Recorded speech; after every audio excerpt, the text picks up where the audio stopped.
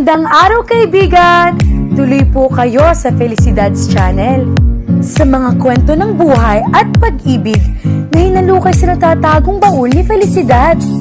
Pero bago po tayo magpatuloy, huwag niyo pong kalilimutan na i-like ang video, i-subscribe ang channel, at i-click ang notification bell para lagi kayong updated sa mga parating pa na upload.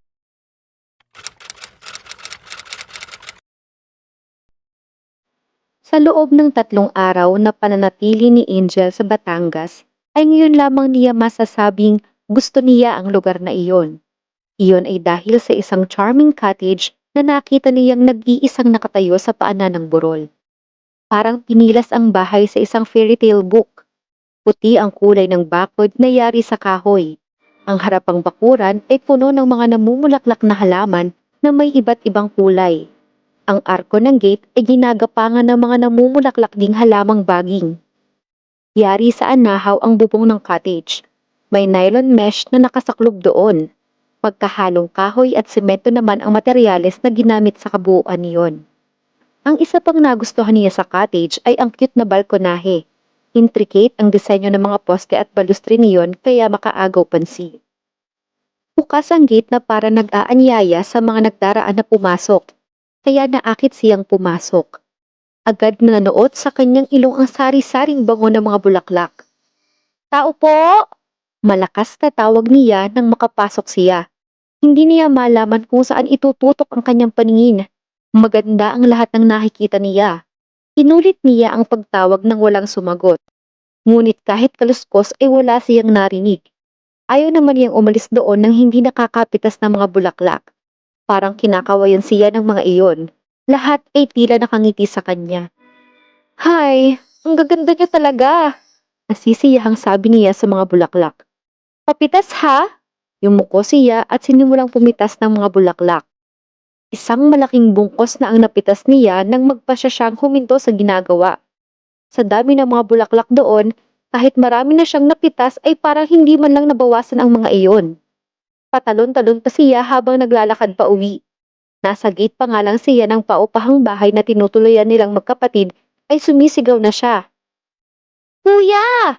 Kuya Anday, tingnan mo oh!" Kabaligtaran ng saya niya ang anyo ng kanyang kapatid nang ilitaw ito ng pinto. Madilim ang mukha nito. "Saan ka ba nanggaling? Lumabas ka na naman ng bahay nang hindi nagpapaalam. Hindi mo pa nga nililigpit ang hinigaan mo." Hindi niya pinansin ang galit nito.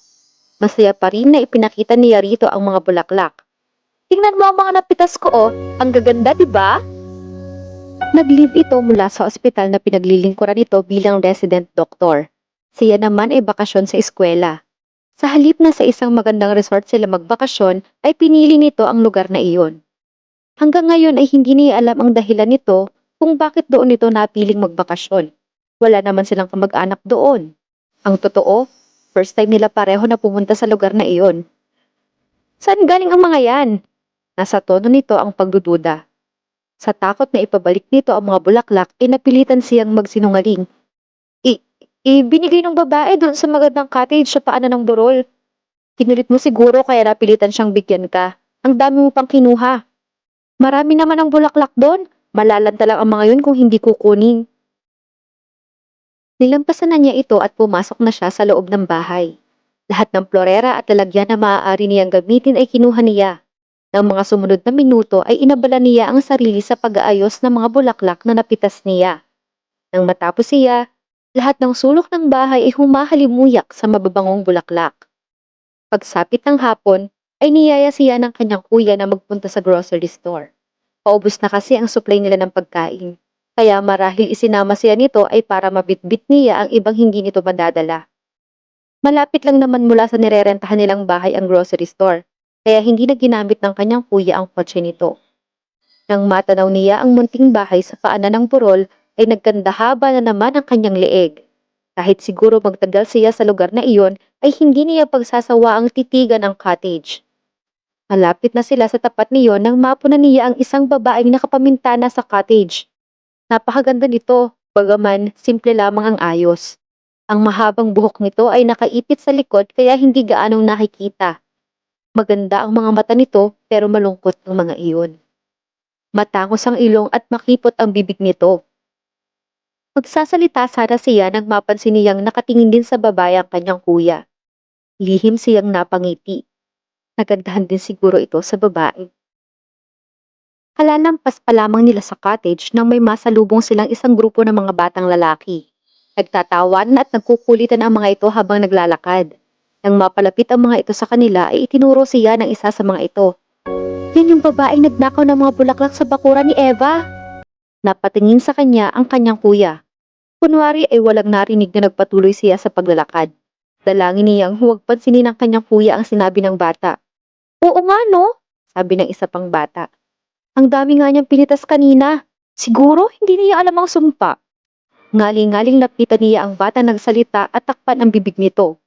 Pero huli na. Nag-usisa na ang kanyang kuya. Magsabi ka nga sa akin ng totoo, Angel. Hiningi mo ba sa may-ari ang mga bulaklak o pinitas mo nang hindi nagpapaalam? Kuya, wala naman kasing sumasagot nang magtawag ako kanina. Promise talaga. 2 beses pa nga akong tumawag pero walang taong lumabas. Kahit nga sumagot, wala. Nagnakaw ka? Napalakas ang boses na tanong nito. Kuya naman, ang lakas ng boses mo. Nakangiwing reklamo niya. Kakahiya. Nahihiya ka? Bakit? Nung kunin mo nang walang paalam ang mga bulaklak ay hindi mo naisip na nakakahiya ang ginagawa mo? Sorry na, okay? Hindi ko na uulitin. Gusto na niyang mag-walk out at bumalik sa bahay.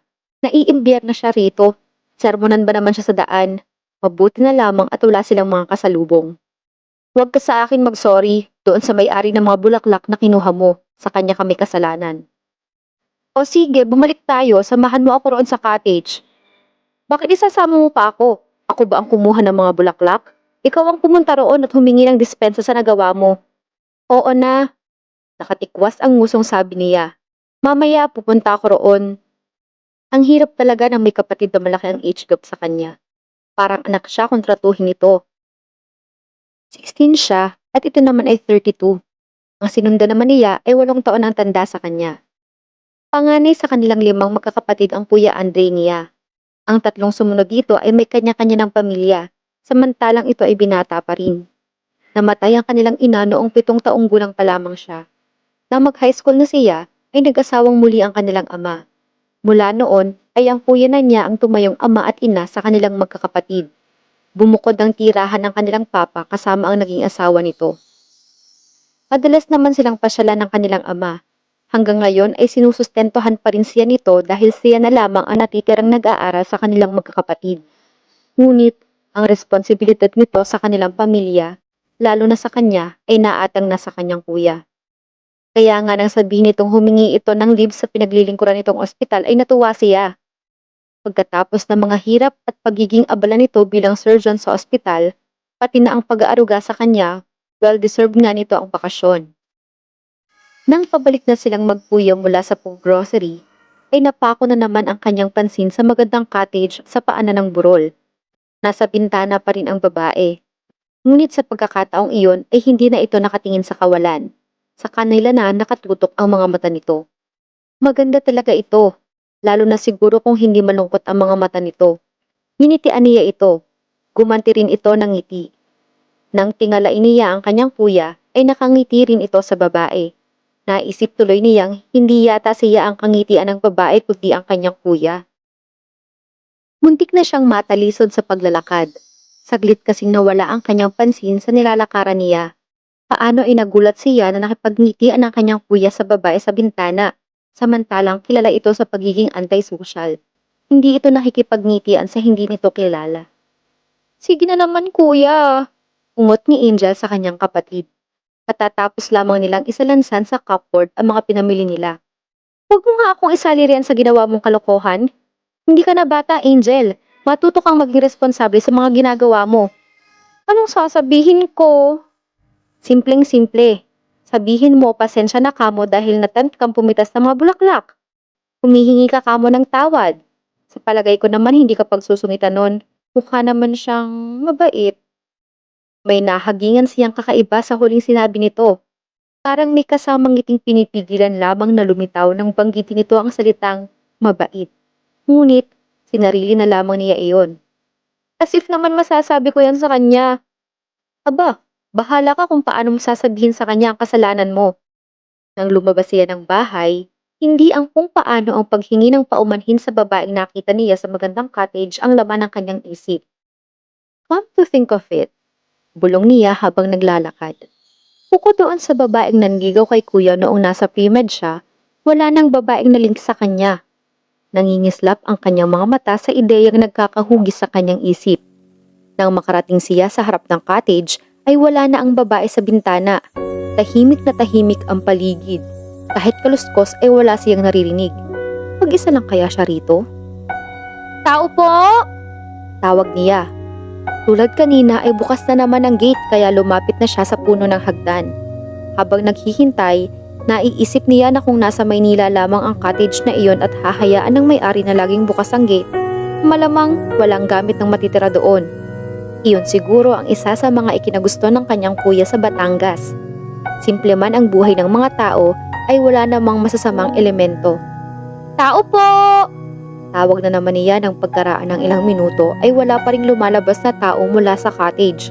Subalit kahit nilakasan pa niya ang kanyang boses ay wala pa ring taong lumalabas mula sa munting bahay.